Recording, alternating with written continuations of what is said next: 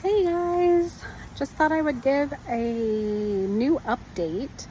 I am a little over 2 weeks out from my double mastectomy.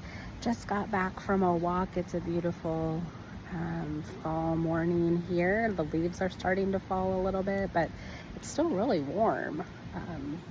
But anyway, um, I had all of my follow-up visits from surgery this week, so I thought I'd share a little bit about that and the next steps. So I did have my follow-up from my breast surgeon oncology team, and they looked everything over. We're super excited about how I was doing, have great color throughout, and no more bruising, no redness, no signs of infection, thank goodness, nothing going on there. I had already passed like all my benchmarks a few days before for having the drains removed. So thankful that they did that, even though, like I said, they really weren't nearly as bad as what I was anticipating. Just kind of a pain like for showering and stuff every day, still having to deal with them every day. So happy to get those removed. And kind of get that checked off the list, and just one more step to feeling a little bit back to normal. A couple days after that, I had my follow-up appointment with the plastic surgery team. That appointment was, I just felt like it's the wild, wild west that I'm living in over here, because that they kind of handed me off to that team. So that team will be the team that I continue to see throughout the duration of treatment, because they'll be responsible for the reconstruction when that time comes. But they checked me out and they did my first expander fill. Definitely, if you don't like the details, this might be TMI, so don't listen or don't watch this video. But we'll kind of give you a rundown on that in case there's people that are going through this and like need to know what's what.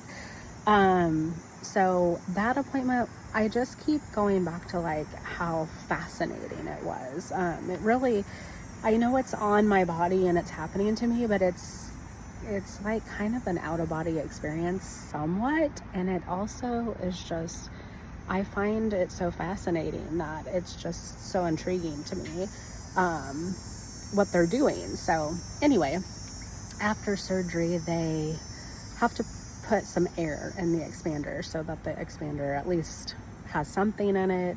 It's kind of holding some space. So when I came out, I was not completely flat. I didn't have much, but it was definitely not completely flat. So at that appointment, they locate the port through a magnet. There's a magnet in the expander that shows them where to essentially stick the needle to access the port into that expander.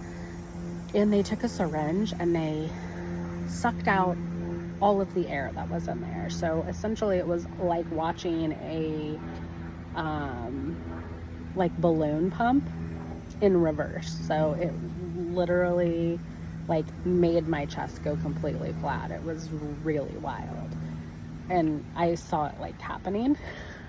So that was kind of an odd and freaky experience, but again, so fascinating.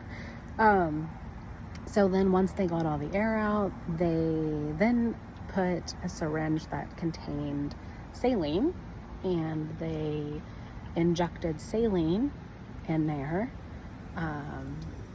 and to the desired amount. So I definitely have, like, it's definitely more full and more heavy, I would say, than the air was, which is understandable since it's saline and not air, but definitely feels a little bit more like breast tissue. Still really hard, like around where the expander tabs are, because they're like basically just attached to my chest wall, and it's just hard plastic. So definitely hard there, but like the expander itself feels a lot more soft because it's now saline. So super happy with the way that looks. But the next part is like definitely TMI, but again, I'm sharing because I just find it completely fascinating what they can do with medicine, and treatment and reconstruction and all of it. So during my surgery, I had asked if it was possible to do like the nerve reconstruction. I had read about that. And they said, yeah, we can try. There's no guarantees, of course. I was expecting to have no feeling on my chest. That's what I had read about. That's everybody's experience that I know. So when they said that they would try, that's great. So they were able to do that, which is why I've been experiencing maybe a little bit more nerve pain. That's probably been my biggest complaint in recovery, is just the fiery zapping and constant like fire feeling of nerve pain if I'm not taking anything to help that. So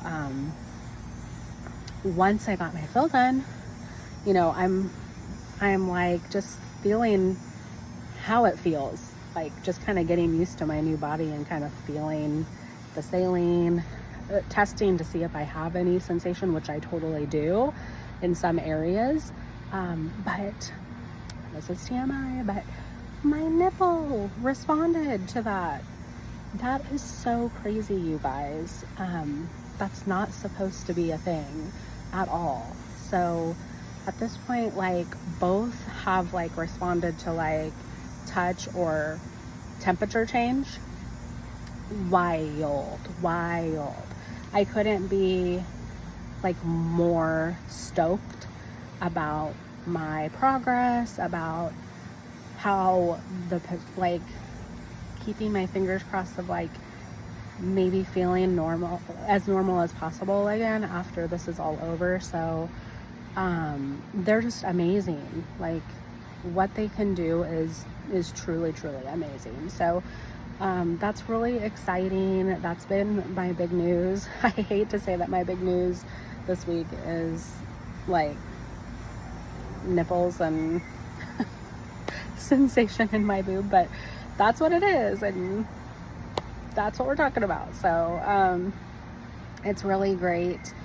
And the only other thing that I think is that I have an appointment this coming week with oncology. That's the one that I've been like low-key dreading, meeting that doctor and hearing what he's going to say about next steps for treatment. Yeah, so once I know a little bit more about that, I will give you guys an update whenever I have more information and have made decisions about what the next steps are going to look like. But just wanted to check in and give you the update for my 2-week follow-up. Thanks, guys.